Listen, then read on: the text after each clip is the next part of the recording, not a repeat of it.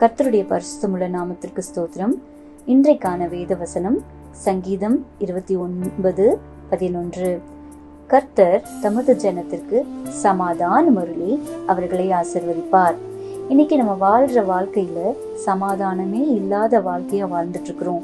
நிம்மதியே இல்ல, எது எடுத்தாலும் பிரச்சனையா இருக்கு, எது எடுத்தாலும் தடையா இருக்கு.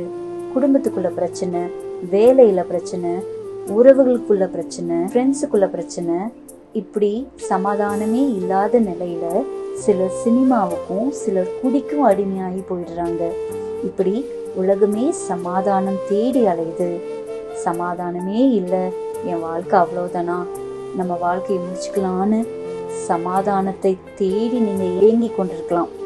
கர்த்தர் தமது ஜனத்திற்கு சமாதானத்தை கொடுக்கிறார். இரண்டாவது, அவர்களை ஆசீர்வதிப்பார்.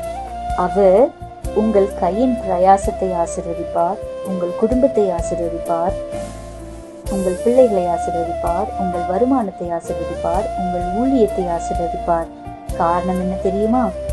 இஸ்ரவேலை ஆசீர்வதிப்பதே கர்த்தருக்கு பிரியம். ஆமேன், ஆமேன்.